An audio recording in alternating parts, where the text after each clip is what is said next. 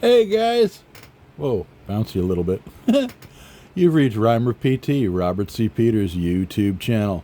Hey, I just showed a video on how to change the inner core of the Dremel flex shaft.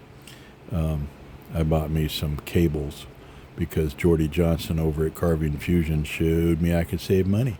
Yeah, buddy. Didn't really know you could buy parts like that, but I did, and I saved a ton of money. Thank you, Jordy! Thank you, Jordy! Love you, man. Hey, I've been making pipes after pipes after pipes after pipes after pipes after pipes after pipes after pipes. Time to shift up a little bit.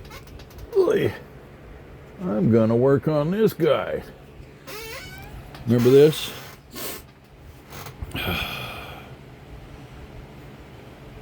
He looking good. Gonna make a little fairy village.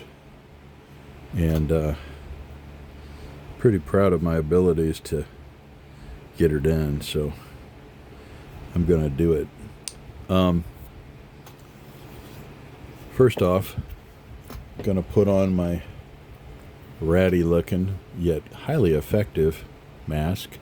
This material right here is fabulous for filtering, and hell, everybody's so damn used to wearing masks like this from the pandemic that I thought, what the fuck? And so I'm going to use this for a while. When I work with Antler, I use where did I put it? Anyway, I use a regular, it's like a respirator. It's got those pink jobbers on the side of it. Yeah, because Antler throws some serious ickies into the air, and you don't want that in your lungs. This, however, works quite well for my wood. Put that on, and I'm able to talk through it as if it's not even on, and it's still bouncy. Still protects everything. Ugh, goodness gracious! Made coffee this morning pretty damn strong, and I'm tweaking. Seriously buzzed on caffeine, and I like it. And I got it here to the right of me. I'm going to continue that process. Yeah, buddy. Okay, got my glasses, very important. And you know what? Where is it? I don't see it. Shit. Let me put you on hold. I got to find my glove. Well, ain't that a bitch? I found two of the other side. I don't know where the hell my damn thing went. I also found my other respirator I was talking about. This thing's wonderful, by the way. It's dusty. I need to dust it off. But anyway, I'm going to be cautious and proceed without it.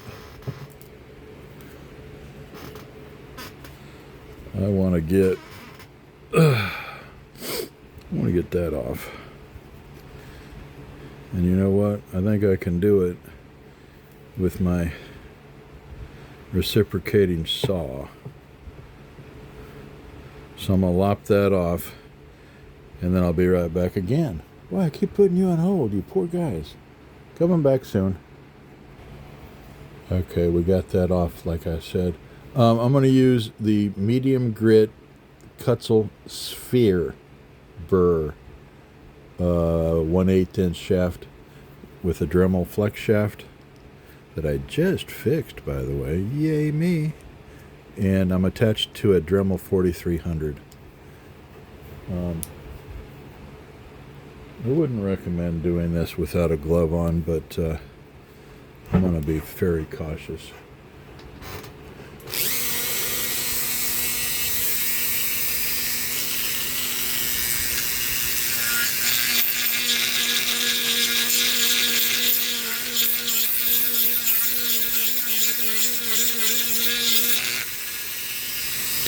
I took that stick, stump or whatever, like this, that was down there, off. We'll make that a door, a little door.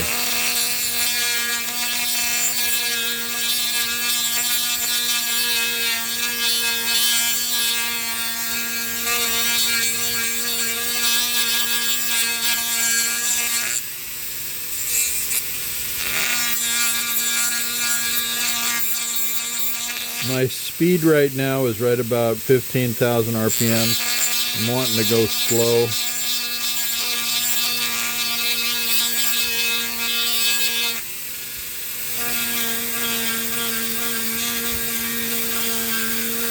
I find that when I take my time, my work looks better. But I'm such a spaz, and I'm always so damn caffeinated that it makes it really hard. But tell you what, man, if I go slow, I really produce some decent stuff, in my humble opinion. I've been told that as well. Whoop, let's get up here so you can see what I'm doing. You know what? I'll bring this down a little bit. There we go.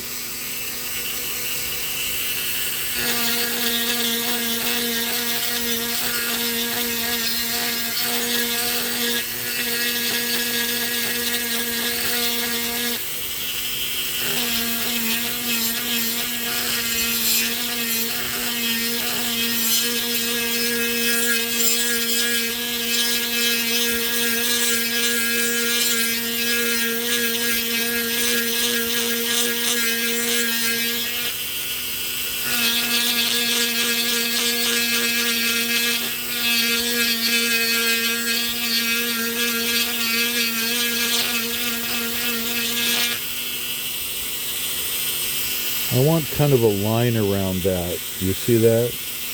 I want to get down in here a little bit more.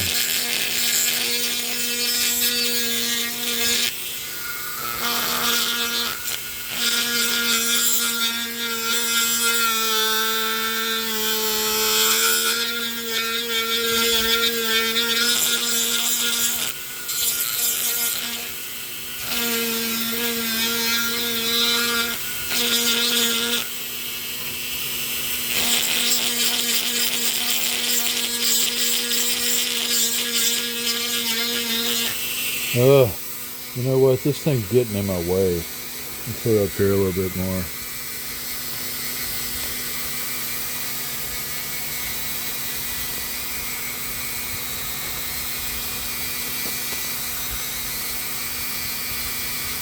Maybe that'll work better. You know what? If I do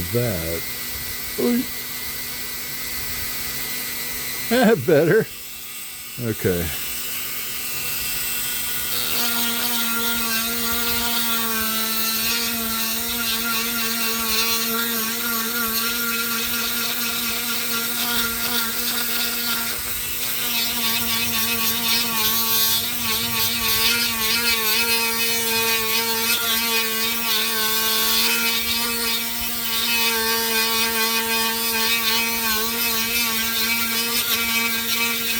I want to give a shout out to some other YouTube channels that I think everybody should watch.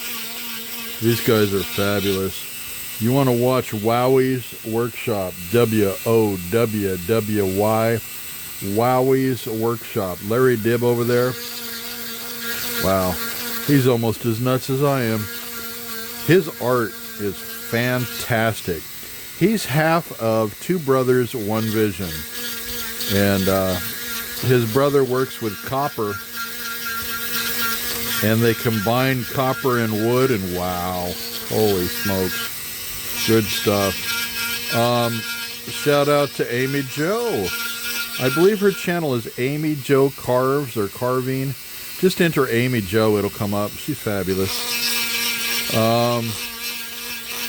Kevin over at Sticks and Stones.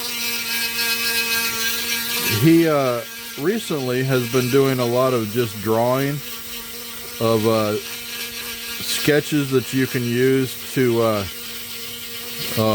like a template for your wood, and then carve.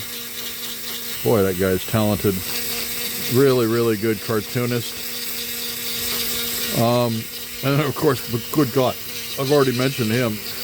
Jordy Johnson over at Carving Fusion. He's my Obi-Wan. Oh my God, I've learned so much from that man.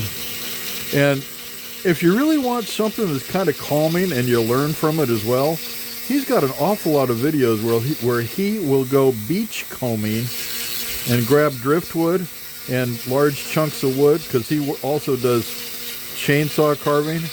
He lives in Canada, and he's got some seriously good tips and educational videos. He's fun to watch, man, and very informative. Let's see who else. Oh, if you're interested in doing small stuff, you want to check out Rob over at Just Carve Rob. He does caricatures, little caricatures, small stuff. Man, his work is unbelievably good.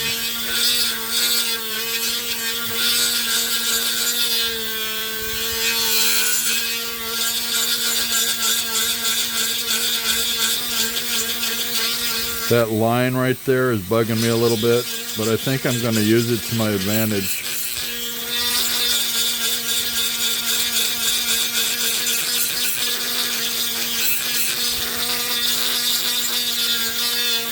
I'm going to bring out a different tool here in a minute.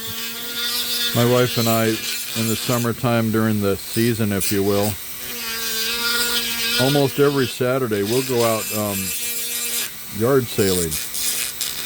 And we came across this guy who had like a tackle box. And in his tackle box, there were these two old school Dremels. I think they're 425s or something like that. There was two of them in the box, and the power machine for it that you plug them into to give you your adjustability for speed, and then oodles and oodles and oodles and oodles of bits. And this guy who had the tackle box worked small, so there was 3 32nd inch bits and collets and drill bits, and oh my god, man. And it was a metal tackle box, $50 for the whole shebang. I'm like, hell yeah.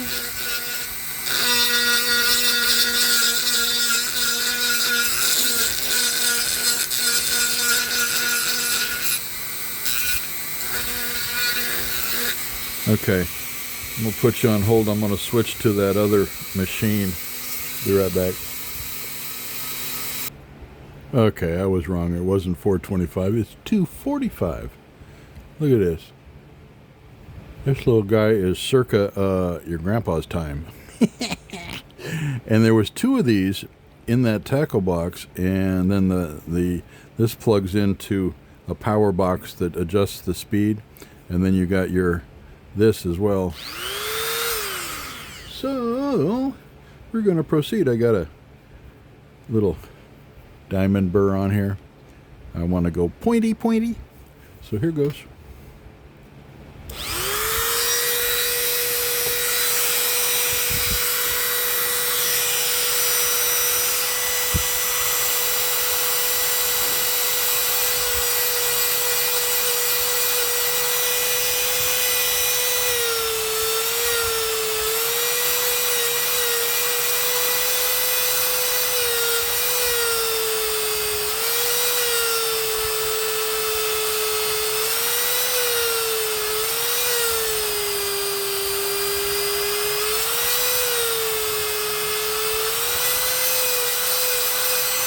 Once again, taking my time.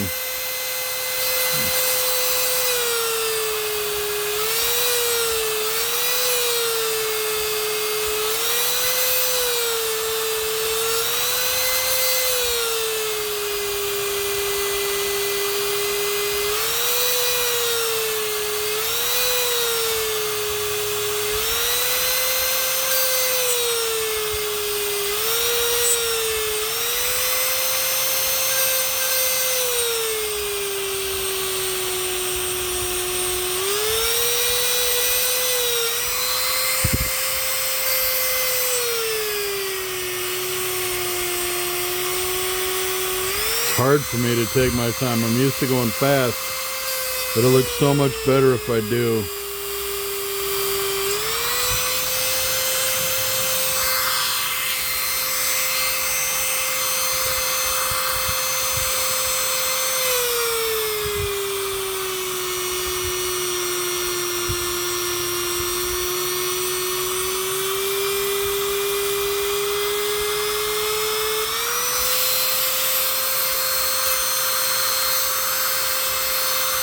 You may be wondering what the wood is. It's driftwood, but looking at it, I think it's sycamore, but I don't know for sure.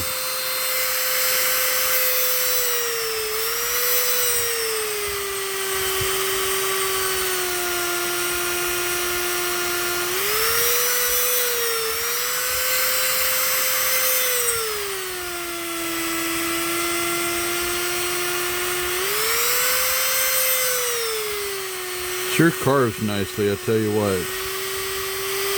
I'm not too fond of the fuzzies that I'm getting, but it's okay.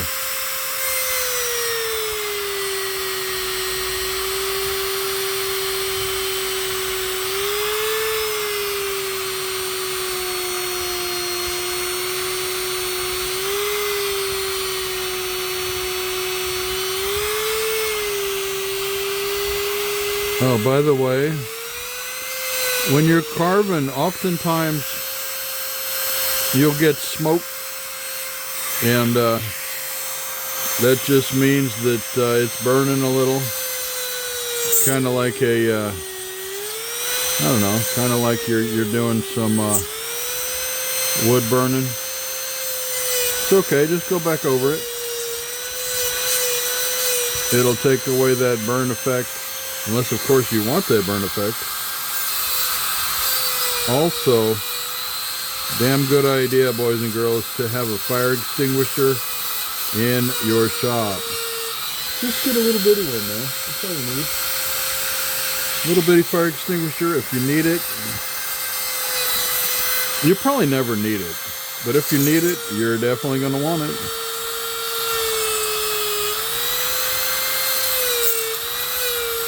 Anybody ever use a fire extinguisher? You ever pulled that pin and made it go? It's rather exciting and rather effective. I was in the Navy, and actually I was on board the USS Midway aircraft carrier, and we were in port in Yokosuka, Japan, and we were having some repairs done before we went back out to sea. And I had duty, and my duty was fire watch. We had these little guys come on board who are professional welders, and we had to follow them around with a big old fire extinguisher in case there was any kind of fire that broke out. And something happened with this guy, and I saw flame, and by damn, I put it out. Kind of pissed him off because I had to squirt the area and a little bit of him, and he's like, "What the hell, dude?" And I'm like, "Hey, my job, man. Doing my job." So yeah, I've had to use one before, and it was impressive how much I don't know if you call it foam or whatever you call the stuff that comes out, but it did the work. It did the trick. But you can get a fire extinguisher, a little one, I don't know, about 20 bucks. Having that in your shop is crucial, guys, because if you need it, by God, you need it. Okay, let's see here. Gonna take that line and make it like a divide in the door.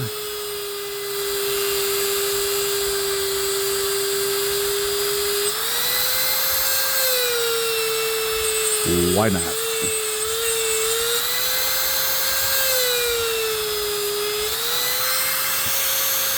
But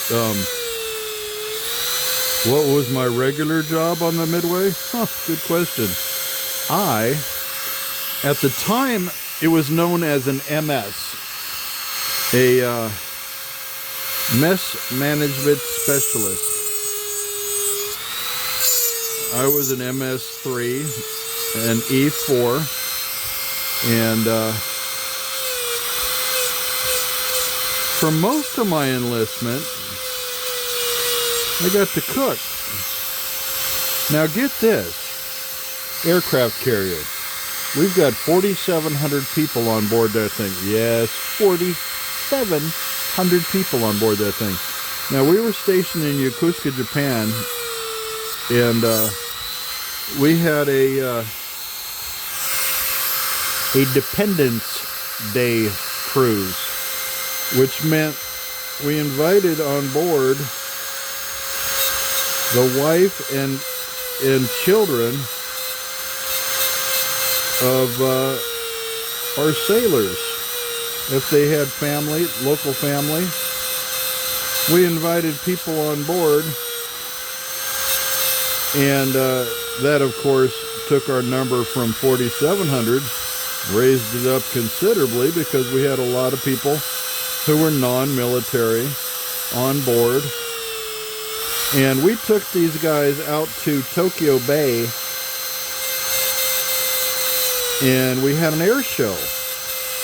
Now, I was a cook, okay, and I was a boss cook, because I was an E4. I had a little bit of seniority over some of the other guys, and I was in charge of a crew of 7.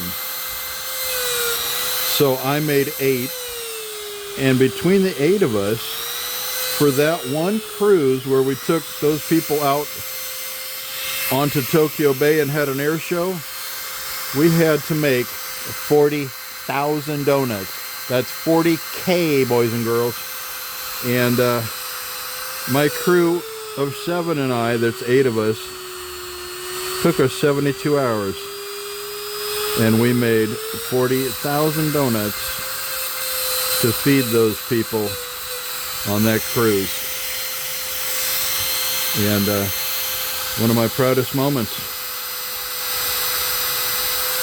That's something that doesn't happen every day. And you're thinking, 4,700 people, how many donuts did you make on a regular day? Well, about 2,000. About 2,000 donuts of the glazed, about 2,000 of the donuts of the cake donuts that have the little icing and sprinkles on it and stuff. And then we also had the you know, when you go to the mall and there's that place called Cinnabons that have the really, really good cinnamon rolls? We made oodles and oodles of cinnamon rolls every day. And I was good at that, I tell you what. I can make me a cinnamon roll. Hell yeah. I think our table, God, how long was that damn thing? That table was probably at least 12 feet long by about, I don't know, maybe 5 feet wide. And it was raised at regular table height, and it was metal. And we would put a pile of dough on that, of sweet dough. We would pound it out and roll it out and cover it in butter and sugar and cinnamon. Oh my God, the memories floating through my head.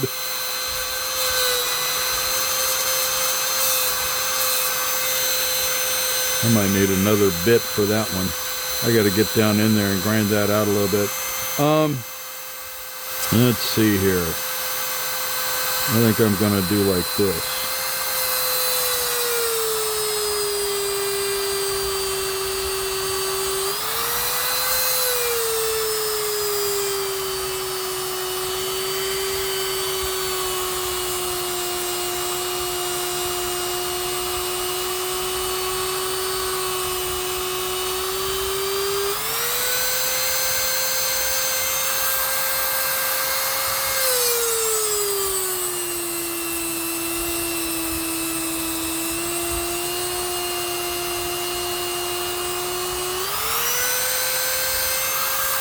Oh, another thing.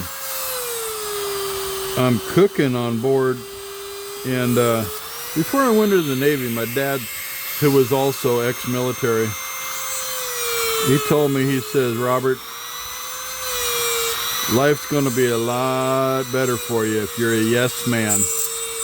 Do a lot of yes sir, no sir. Keep your uniform tidy, and they're going to like you, and they're going to give you better assignments and so forth. And I thought, okay, Dad, that sounds like a plan. And I'll be damned, they liked me so much that I got to go upstairs to what they called flag. What that meant is I got to cook for admirals, or help cook for admirals. The admiral had his own private cook, but I got to help in the kitchen. And boy, that was something else, I tell you. Usually when you come to port and you're a enlisted man, you get half the time in port as liberty. So if you pull into the Philippines for 5 days, you get 2 days, or you get 3 days, depending on your luck. And when you were part of flag staff cooking for the admiral, you got the entire time off, because the admiral just left the boat and came back when the boat was ready to go back out at sea. So hell yeah.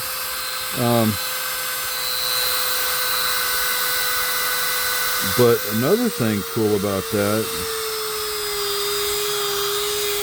is one of the admirals, I don't remember which one it was, I got to help cook for Rear Admiral Brown and Rear Admiral McCarthy.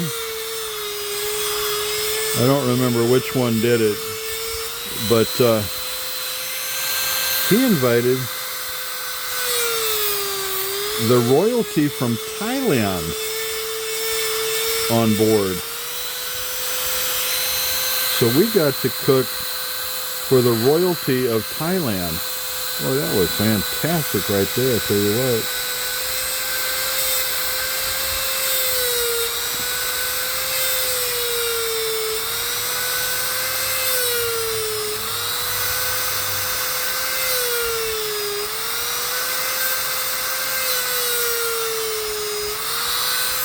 And of course, they're not eating hot dogs and beans.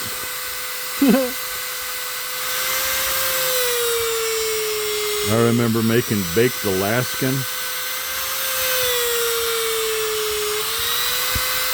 And I don't think it was for that particular event, but I remember helping to make lobster thermidor, baked Alaskan, Chateaubriand. It was insane.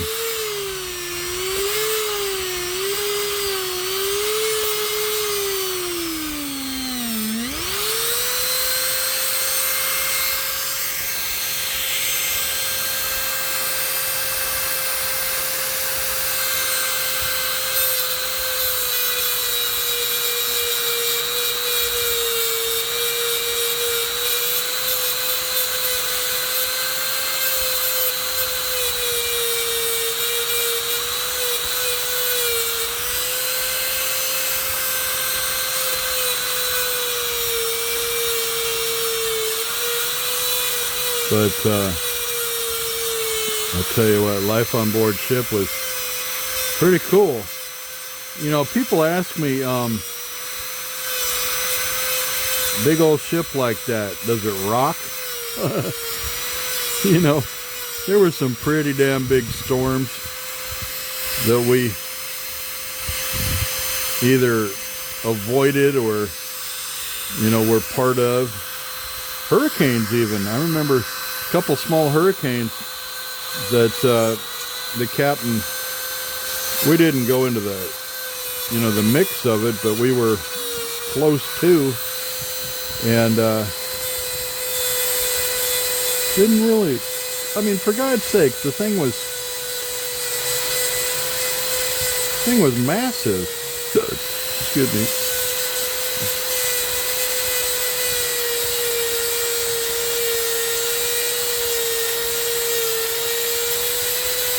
I do remember, though, having to thicken the batter on the cake dough, or the cake batter, so that it wouldn't slosh out of the pan. There was enough rock and roll that the cake dough, the cake batter was sloshing out of the pan. And the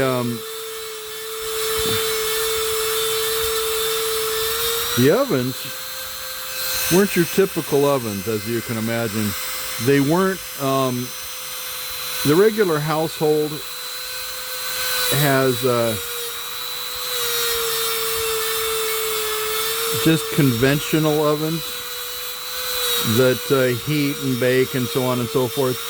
These were convection ovens, which means not only were they doing the same as what your oven at home will do,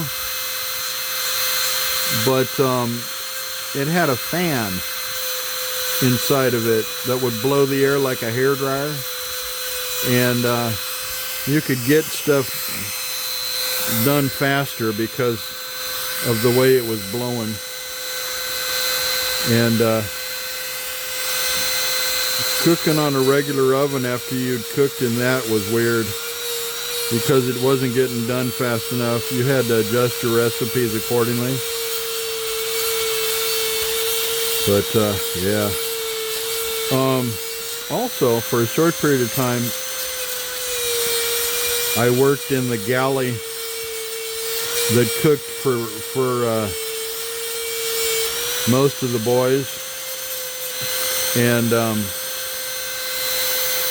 my cooking pot, they called it a copper kettle, held 80 gallons, 80 gallons, and I was in charge of 8 80-gallon copper kettles, and I stirred those things. My spoon, or my stirring thing, was like the paddle of a boat. You know, you would paddle a canoe with, get down in there and stir. And I can specifically remember, I remembered it so I could pass it on after I was out at the Navy, so I could tell people stories. I remember specifically, we had, so that the boys could get one decent sized spoonful of corn. Picture this, a really large can of like coffee, a really big coffee can. That's a number 10 can. Now, a case of number 10 cans held 6 in the case. Okay, so 6 number 10 cans per case. So the boys could get one scoop on a regular size,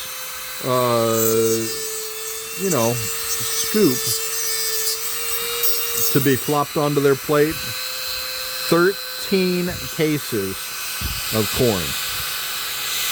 13 cases. So that's 13 times 6, do the math. Yeah, and that's just for a scoop of corn. Now, we ate pretty well in the Navy, and you've heard stories of sailors eating super duper well. Well, we did. We would have steak and lobster days. We would have steak and crab days. Can you picture an 80-gallon copper kettle? It held 80 gallons, full, about 3/4 full of crab legs. And yeah, we weren't probably cooking them the way that you would want to have them if you had gone to a restaurant and ordered them. We kind of boiled them, but we boiled them in water that was flavored with butter and some seasoning. They were good, but I can remember at least 2, if not 3, of my copper kettles full to about 3/4 full with crab legs. And then we had steak, a decent steak that we cooked up. So the boys had steak and crab legs. And I keep saying boys because this was in the 80s. I was in from 83 to 87. And at the time, they didn't have women on board. In fact, it was thought to be bad luck to have women on board. Nowadays, the women are all over the place, and more power to them. Hell, if they want to fight, get them out there. But yeah, there were no women. It was all men. 4,700 men. Think about that for a minute, ladies. That's a lot of guys. Anyway, yeah. And when the boys were having steak and lobster day upstairs in Flag, we were doing lobster thermidor and Chateaubriand.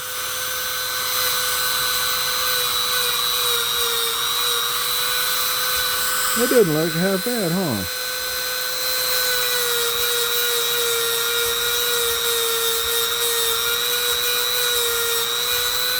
Decent little door.